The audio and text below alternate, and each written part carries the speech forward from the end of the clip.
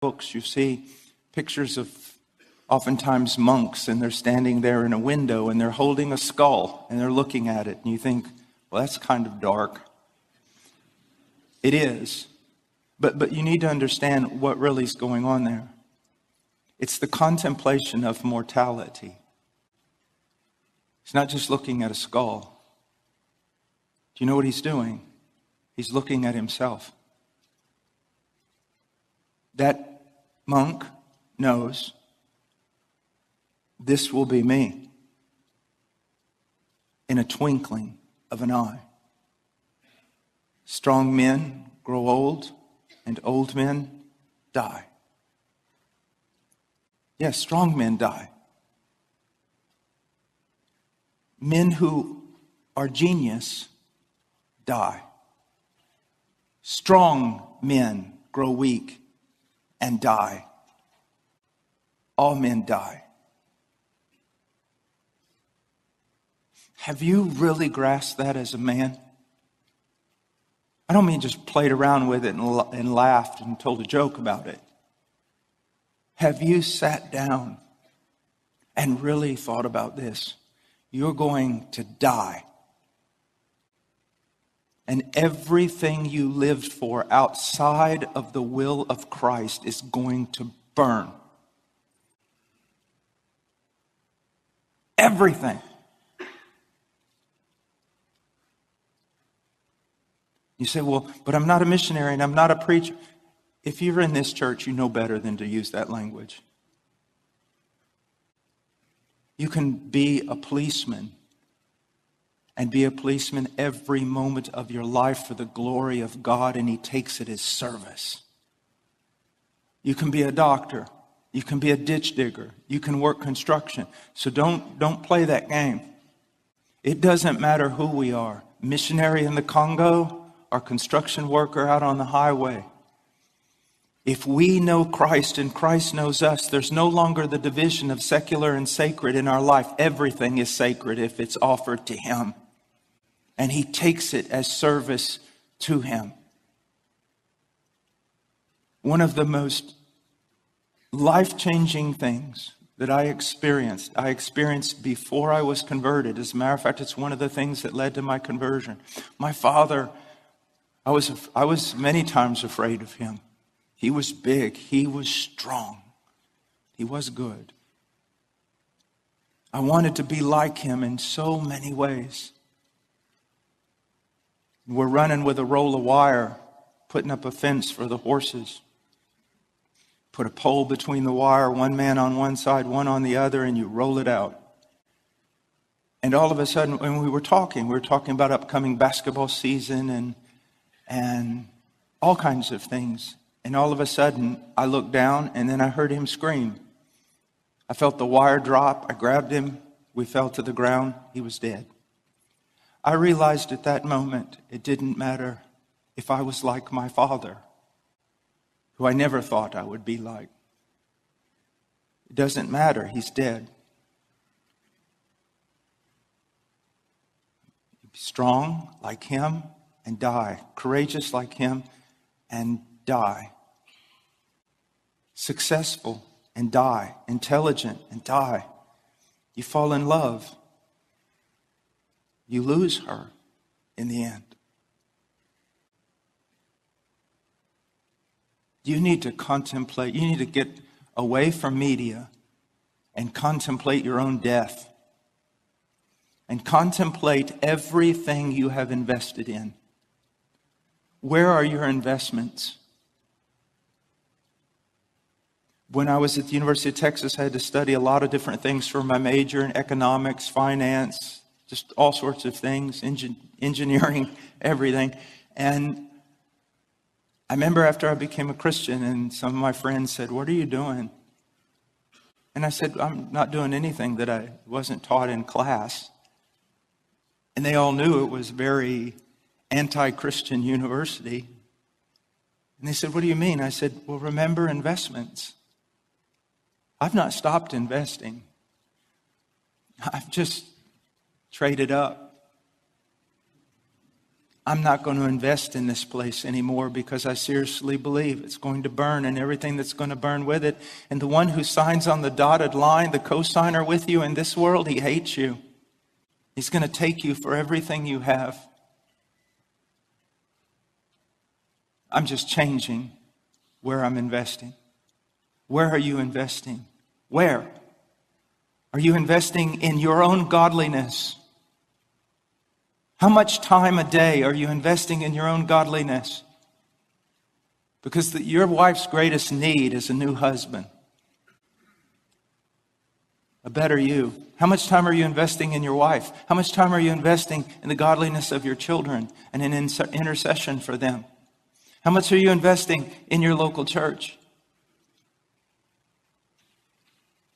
Never forget this in the Lord's Prayer after he says, hallowed be thy name, thy kingdom come, thy will be done. He says, give us this day our daily bread. People make all kinds of nonsense about that text. Well, it's not talking about give us bread for 90 years. It's give us daily bread. All these different things, and they miss the entire point. You know what the point of it is? Do you know what's really going on there? You're praying in this way. Here you see the heart of Christ. You're saying, God, my only reason for existence, the reason for my breath, is that your name be hallowed, that it be placed in a category totally distinct from all other categories and honored above all categories. I want to live for that, for your name being hallowed, for your kingdom to come, for your will to be done. Now, give me this day my daily bread. Lord, I don't want riches. I don't want luxury. I don't need anything. Just give me enough food and shelter and clothing so that I can devote my life to fulfilling those three things I prayed about. Just give me the sustenance I need to keep serving you. That's what a man does. In the creation commission, Adam's told to go out and bring God's kingdom, bring God's rule, subdue everything in the world to the will of God for the glory of God. I believe in one sense, the call of the Great Commission and every command to the family and all the commands given to us with regard to every aspect of our life is almost a recommissioning of that in some sense. We are to go out. We are to subdue ourselves. We are to subdue our families. We are to subdue the world to the reign of Christ. That's the only reason we need food. It's to do that. You see. Because the world is passing away.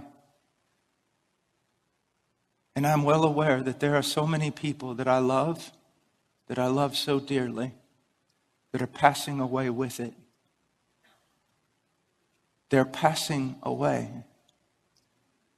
Depart from me. I never knew you. You see, this is not your home. This is a place that you've been thrown down into to do battle. That's why you live. That's why you live. Now, I want to go on to something else. I want us to look for just a moment at this world. And the first thing I want to do is I want to go to a strange passage over in Isaiah chapter 3.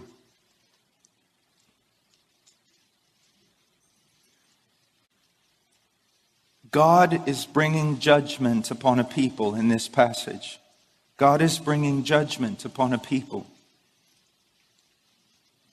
And he says in verse 1, Isaiah chapter 3, verse 1, for behold, the Lord God of hosts is going to remove from Jerusalem and Judah both supply and support, the whole supply of bread and the whole supply of water.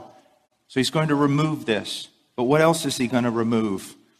The mighty man and the warrior, the judge and the prophet, the diviner and the elder, the captain of 50, and the honorable man, the counselor and the expert artisan and the skillful enchanter. One of the greatest acts of God's judgment upon a people is when he removes the noble men from leadership. When he removes the entire population of noble men, and there's nothing left but ignoble, weak men.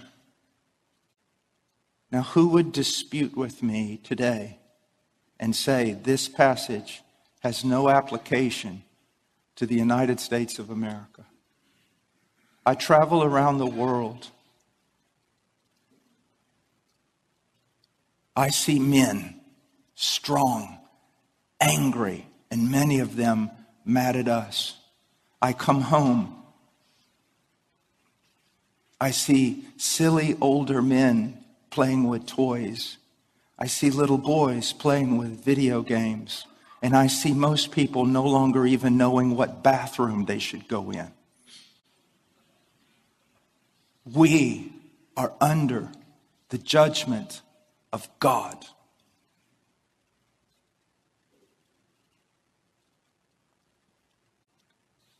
Look at verse 4. And I will make mere lads their princes, and capricious children will rule over them, and the people will be oppressed. Once again,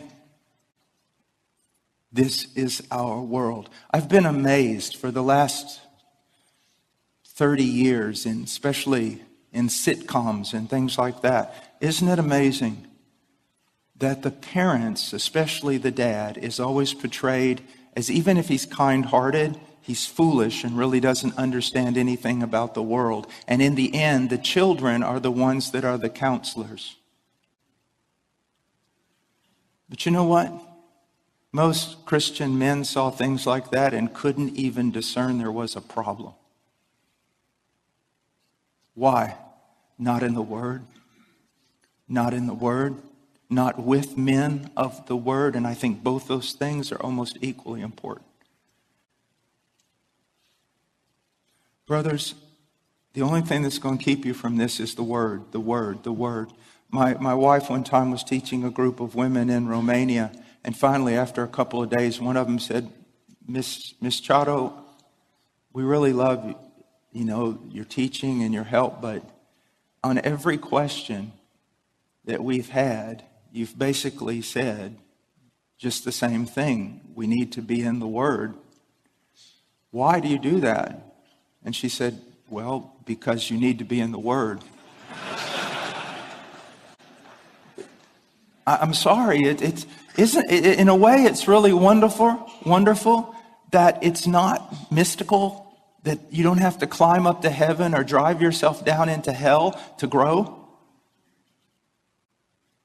Isn't it wonderful that it's really quite simple? Read the Word, fellowship with godly men, fellowship with your wife, fellowship with your children around the Word, learn the Word. Isn't it wonderful that it's really that simple? And isn't it terrible how accountable we're going to be on that final day because it was so simple? I didn't say it was easy, but it's simple. There's no mystery to it. No esoteric knowledge that you need. You need the Word. Now, look verse 5. And the people will be oppressed, each one by another, and each one by his neighbor. And the youth will storm against the elder, and the inferior against the honorable. Is that not our society today? Is that not exactly where we live? Now, look at verse 12. O my people, their oppressors are children, and women rule over them. Now, most people, when they read this, they think, yeah, wicked women ruling over men.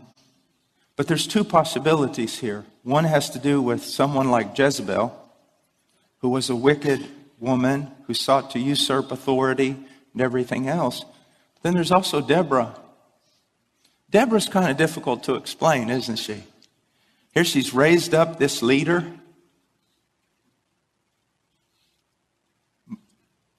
Trying to put everything together in the scriptures, it's my opinion that that Deborah was raised up as a rebuke to men.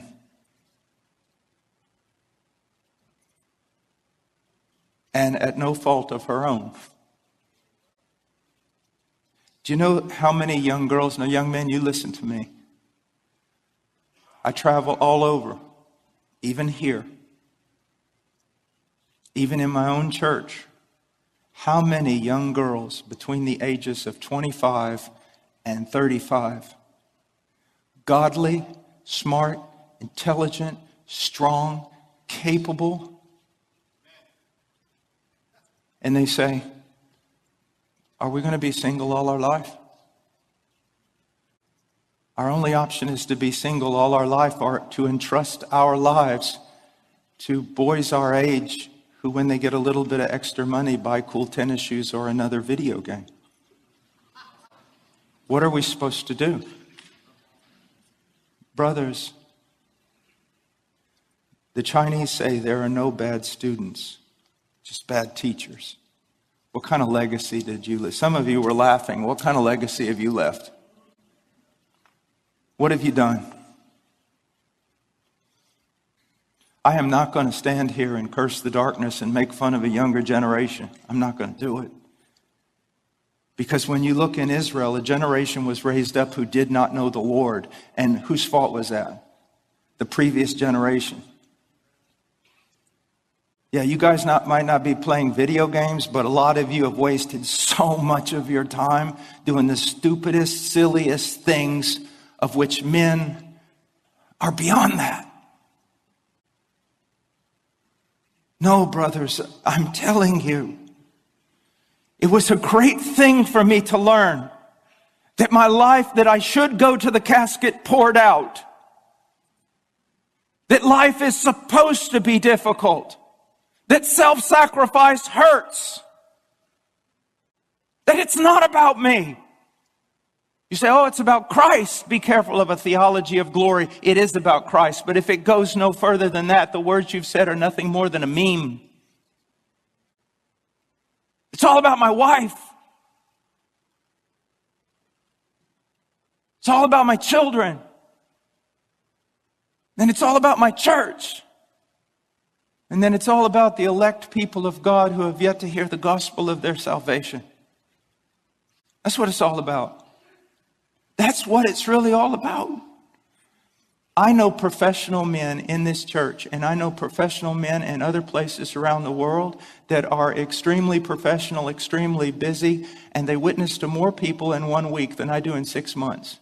Through their professions, through their things, they have Bible studies, they encourage, maybe they don't do that, maybe they don't have the gift of teaching, but you go to their home and you see their children and their wives. They're not about gaining something in this world. They're just using the gifts that they have in order to serve in those concentric circles of concern. Now, what do I mean by that? This is the way I've ordered my life. It was based on a book on evangelism that was written about 40 years ago by a very godly man, Concentric Circles of Concern. But I took it and changed it up a little bit. In the middle of that circle is me. You say, well, that doesn't sound very Christian. Well, it is. And what am I saying when I say the middle of that circle is me? The greatest thing I can do for everyone else on this planet is to be a better Paul washer. And what does that mean?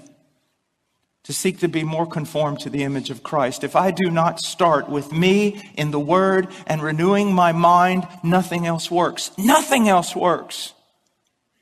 So first of all, as men, what do we do to combat this? What do we do? First of all, our great goal should be to be conformed to the image of Christ in character. Isn't it amazing that the qualifications for an elder are almost exclusively character? And you say, well, I'm not an elder. I don't have to worry about that. What you have to understand is in that list in Titus 1 and 1 Timothy 3, what he's basically saying is this: an elder needs to be a mature Christian, and this is what a mature Christian looks like. A husband needs to be a mature Christian, and this is what a mature Christian looks like. Character, to grow in conformity to Christ, which starts by cultivating the mind of Christ in the Word of God, and then growing. If you don't know anything about the principles of marriage, but you're a man who walks full of the Holy Spirit and bearing the fruit of the Spirit, you're going to be okay in your marriage. Now, you need both things. But the one without the other just doesn't work. And so that's the first concentration you should be thinking of. I need to be a clean tool, a useful tool, an accurate tool. And then from there, what is our greatest concern? Your wife. Your wife. Her godliness, her sanctification, her prosperity as a person, her flowering, your wife. What about me? Okay, you die. That's your job. You say, well, I don't like that. Then don't walk around pounding your chest like a gorilla and saying you're a man. Because a man is someone who dies to self for his bride. Because Jesus was not a man, he was the man. And we follow him. And then you give your life to your children. Well, I thought children were first. Now there's your problem. Greatest thing you can do for your children, men, is to love their mom. And do you know why so many women hate their daughter-in-laws? Because it's your fault. Yeah, sin has many consequences. So as a husband, you neglect your wife. You neglect affection, intimacy, growing as friends. You neglect all these things. And so your wife, she needs that. She needs that. She's a faithful woman. She's not going to commit adultery. But now you forced her to find it somewhere else, and she finds it in her children. And her children start supplying for her all the affection that she's not getting from her husband. And then when other people come along to take her children away, she can't stand it. And that's your fault. That's my fault. You see, obedience and God's commands. I can remember looking at a certain thing in Hebrews 10, taking Hebrews 10 and then seeing how it seemed like the entire Bible was interwoven